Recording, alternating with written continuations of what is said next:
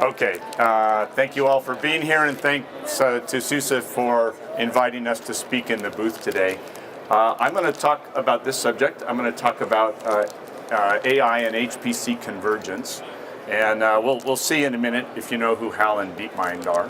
I'm going to talk about something that's extremely serious, and I think is an issue in our industry, and a particular application of machine learning, actually autonomous learning, that I think needs to apply in our environment, especially as we look at converged systems and very large-scale systems. But we'll have a little fun along the way. There's a little video embedded here, so hopefully that will work as we go forward, and we'll contrast this to some things. I know there's a Star Wars theme here in the SUSE booth. I'm going to harken back to a different era, long before Star Wars, and talk about a different film. The protagonists in this film are HAL.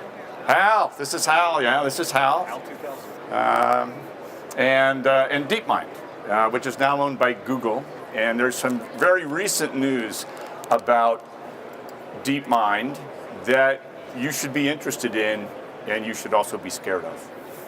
So I will tell you about that. Let's see. How about we'll warm up, some easy questions to start. When was HAL constructed? 2001. 2001 is not the correct answer. When was HAL constructed? Anybody know? It's in the movie. HAL introduces himself to the crew, or no, actually he does it on a video, right? And he says when he was constructed. And Was it 2000? Was not in 2000. Okay, move to a different question. Where was HAL constructed? Anybody know? See, I know way too much about this movie because I like this movie, so. What state was, okay, we'll make it broader. What state was HAL constructed in? I'll give you a hint. Where is NCSA Blue Waters? Illinois. HAL was constructed in the HAL computer facility, the computer manufacturing facility in Urbana, Illinois. There you go. Let's see. Who knows what HAL stands for? Hardware abstraction layer. Hardware, you know, if I don't get a better answer, I'll accept hardware abstraction layer, but that is incorrect, sir. Anybody else? Now, somebody used to say that they came up with the name HAL because they took the letters IBM and shifted them all one letter. And it does work. You know, then you get HAL. Anybody know what it stands for? Heuristic Algorithmic System, which is very, if you think about it, on what we're doing today with machine learning and AI, it's very forward-looking. Yeah, it's a heuristic algorithmic system. So since nobody else came up with the answer, but I did get a valid answer for what HAL could stand for, we'll accept hardware abstraction layer. So. Okay, I am going to talk a little bit about both HAL and DeepMind. So, if you're here at this show, you know this. How many of you have been? How many of you have been to 5 or more supercomputing shows? Okay. Oh, okay, it's just a small number. Congratulations, Mike. 5 or more. I've been to many more than that. If you've been to many, and it really doesn't matter whether you've been to a lot of supercomputing shows, but if you look at our industry in general, I think you'd have to agree that these things are true. If you look at the systems that come through supercomputing and are coming into our data centers and that we're dealing with in general, all these things are true.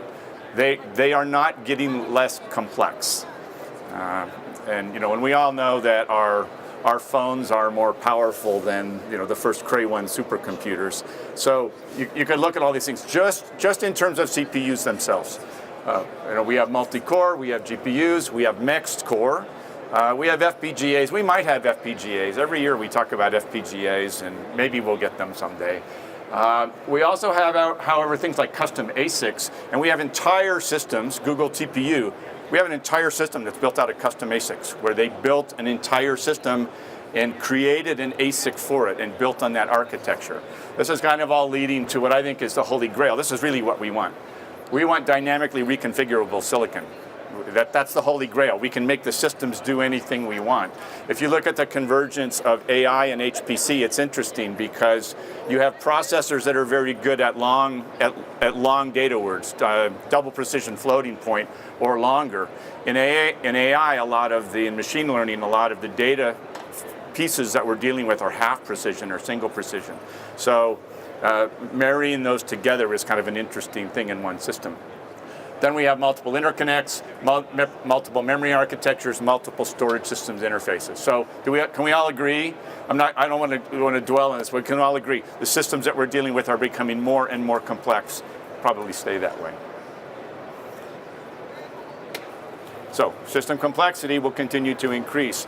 Also, a lot of what we talk about here at supercomputing, you hear everybody talk about exascale. System scale will continue to increase. And really this is true. System scale will increase only limited by our ability to house and feed our systems, meaning cool them and feed them power for the most part, or maybe have enough floor loading to support the cabinets that have to sit on the computer room floors to do computing. Systems will continue to grow. We're talking about exascale. Well, there's zetascale after that, and you can bet that systems will continue to grow through petascale, exascale, zetascale. And then we're also talking about here the convergence of systems and applications. AI, HPC, big data, various other kinds of analytics. I call them conflicted applications. Oh, am I supposed to be a big data system or am I supposed to be an HPC system? Obviously, we're moving towards at least the intersection of all those applications and data formats in a single system. So when you look at the complexity, so here's a more down-to-earth problem when you look at the complexity of modern systems. How do we isolate and repair problems in modern systems? When you look at systems that are that complex, at exascale level, normal problem isolation and repair is extremely difficult. And any system administrators here, programmers here, you're facing these problems. If you look at trying to isolate or diagnose and assign a repair solution to a problem in a large scale, petascale or exascale system, the number of meters, the number of data sources, the number of metrics that you can pull from and have to cross-correlate to try to figure out what the source of that error is immense. And it's getting worse with system complexity. We have hundreds of thousands of data points, very hard to correlate. They're complex to troubleshoot, and it's really, it's not proactive, it's all reactive. You know, we're doing this in arrears of a problem. Reactive-only processes, shared resources, and we don't have a good lens into what's best. We're not really learning from what we're doing. You might learn personally because you diagnosed a problem, but we're really not learning at a systemic level what the problems are or how to address those problems.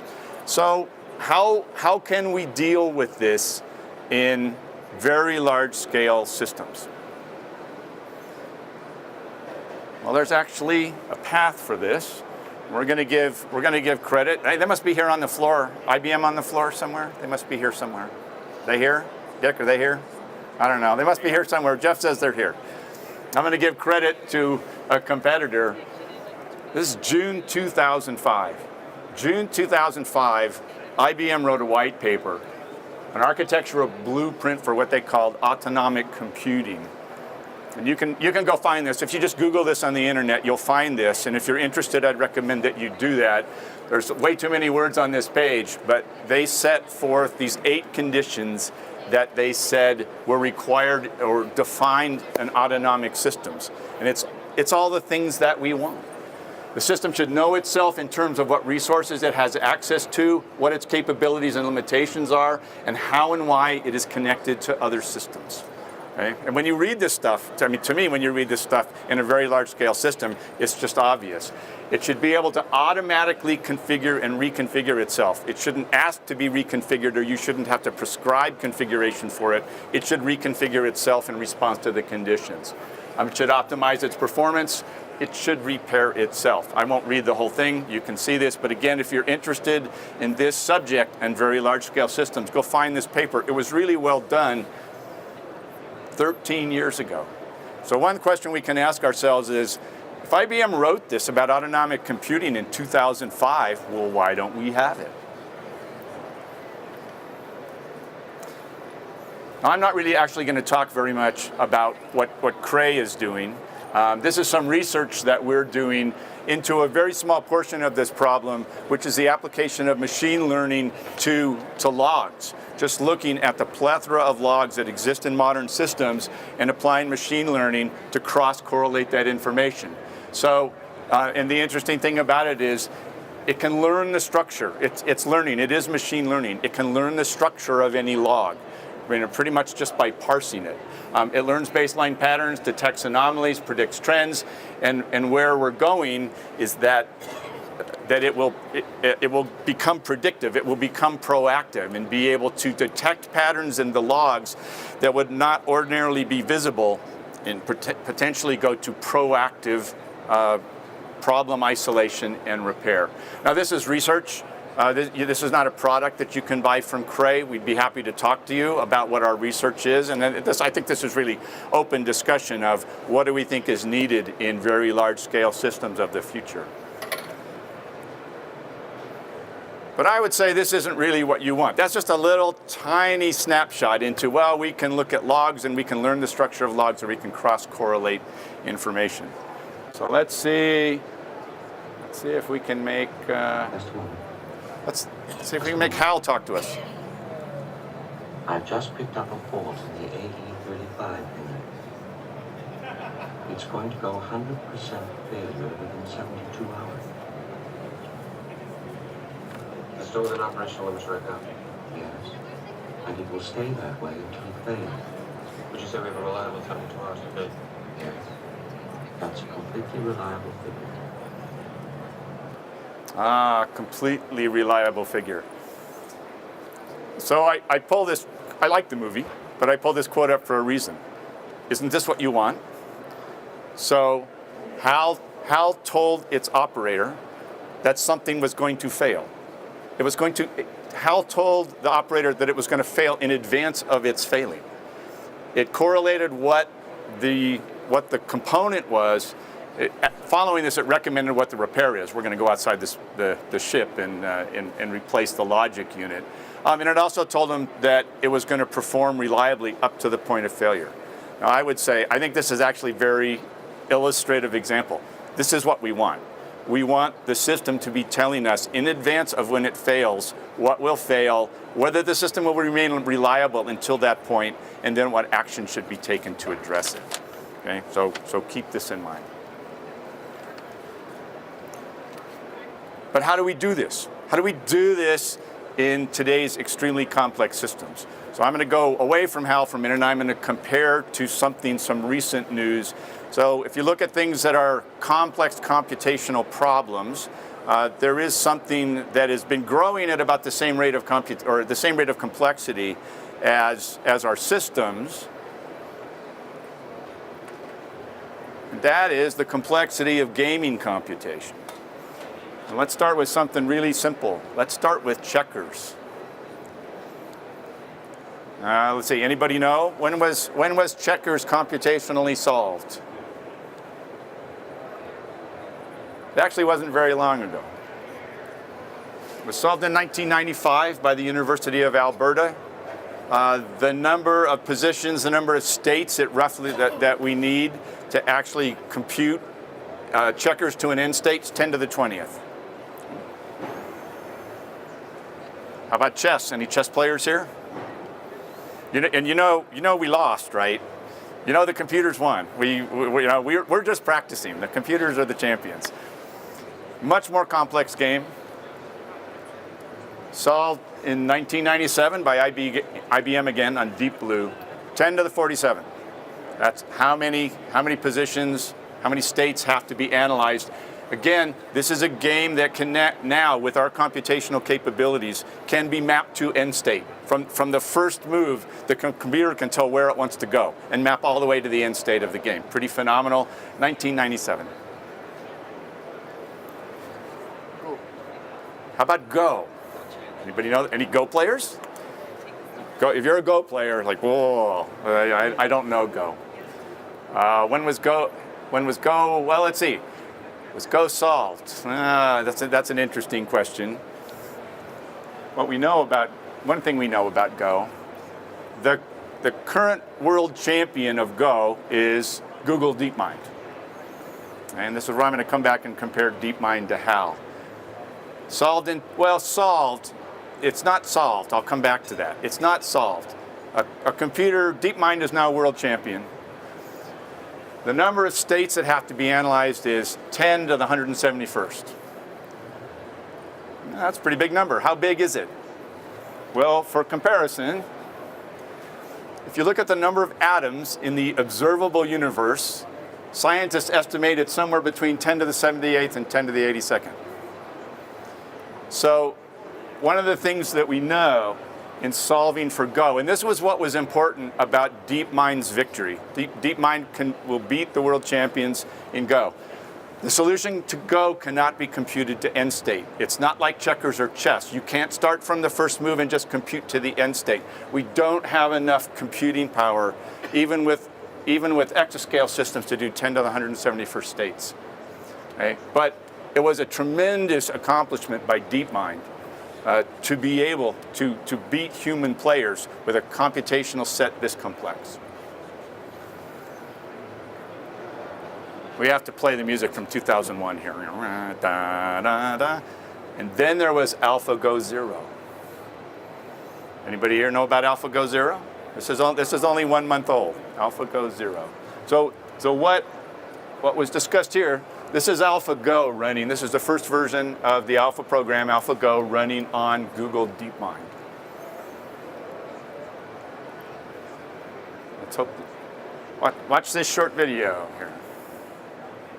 This is how fast AlphaGo Zero is learning.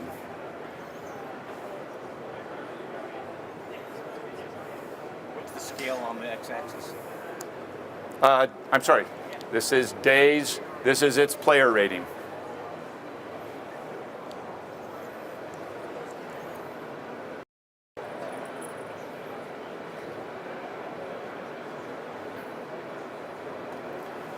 "40 days surpasses every other version, every human player in history of Go. And it does this entirely from self-play with no human intervention and no programming for its play methods." This is what we should be impressed with, and this is what we should be scared about. Okay, let me go back. Let's see if I can make this go back. Can I make it stop? I'm going to point this out right here. 3 days. This is days. This is its player rating. In 3 days, it taught itself to beat the world champion. That's pretty phenomenal. And it was self-studying. It was self-learning. It was autonomous learning. So some things that we should conclude about AlphaGo Zero and autonomous learning. So it's very interesting. They watched, the scientists, and you can read about this, you can read about it in the Journal of Nature from October the 19th, and you can read a shorter version of this in The Economist from October the 21st, so just a month ago, this was published. When they observed it learning, they discovered that AlphaGo Zero discovered on its own the strategies that human players have learned over thousands of years. They could see it playing itself and say, oh, look, it learned what we learned from playing Go. It deployed the same strategies. But what's actually more interesting is it discovered other strategies that human players did not know. It created its own strategies, and it goes on to say it actually prefers its own strategies. It plays its own strategies. Well, darn, the computer developed its own language that we might not understand. It's faster, it's better, and this is the part that struck me.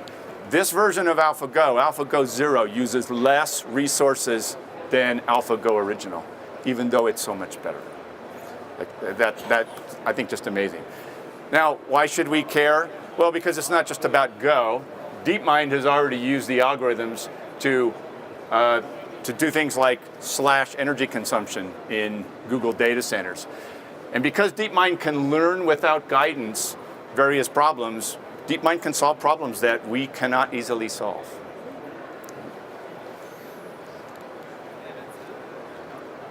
Okay, but here's the but. AlphaGo Zero was learning a game with a very small rule set. If any of you play Go, I don't really know much about Go. It's a very small rule set to begin with. The problem space was small. The problem space and goal were fully defined. Like, be the best player, beat yourself, figure out how to win the game.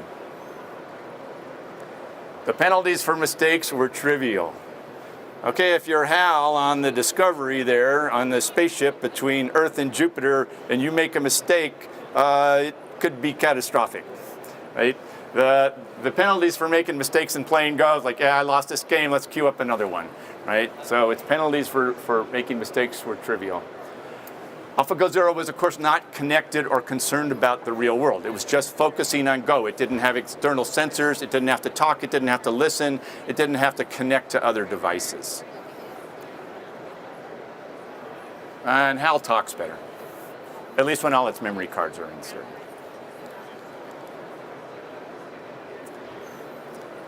But still, when you look at what we have today, we have a tremendous amount of technology already to implement autonomous learning.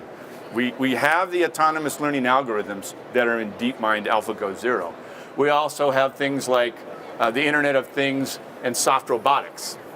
And if you combine those things, and this is part of my supposition, which I'd be glad to discuss with any of you, or you can come over to the Cray booth and talk to me about it, that to get to the autonomic systems that IBM described at an exascale level, these are the things we need. We need systems and components that self-identify and communicate. I think I'm going to fail. This is who I am. I'm a Nick. We need systems that learn autonomously. How many of you are programmers? Bad news. We need to create systems. We need to teach them. Future systems will not need to be programmed. We need to establish rules under which they can learn. And so I think we'll still need what you do, but we won't be creating programs. We will be creating rule sets and guidelines by which they will learn. They'll program themselves. We have to tell them how to do it. So we need to teach, not to program. Any system administrators here? Sysadmins? Okay, I got bad news for you. Similarly, we're going to need system mentors that guide systems through the rule book, not performing actions. I've seen all the stuff you guys do in the command line environment. You guys are fast, a lot faster than me. Computer's faster.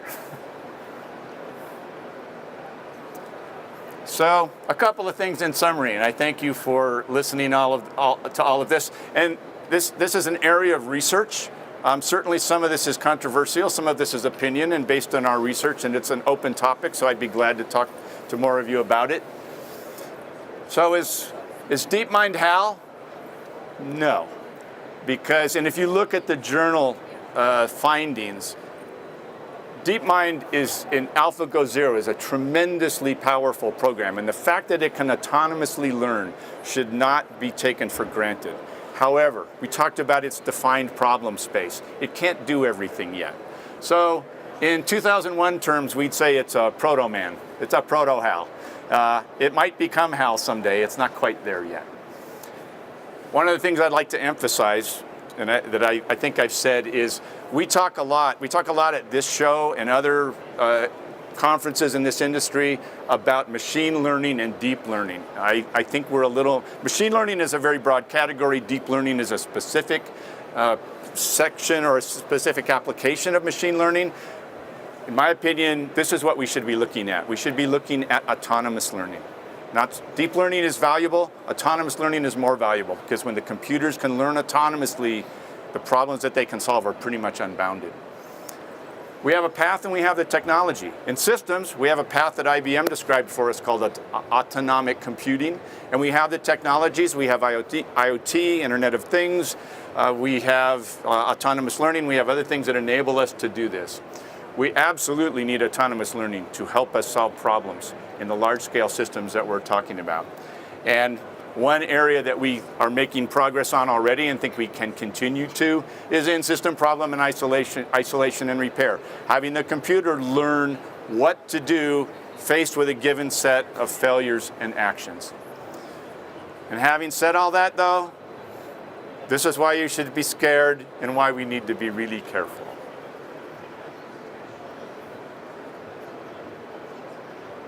Come on.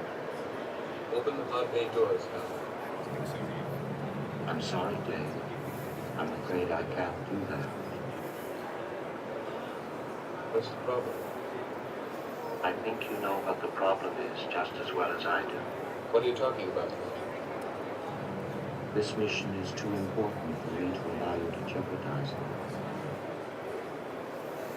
Yeah, this mission is too important to allow you measly humans to jeopardize it.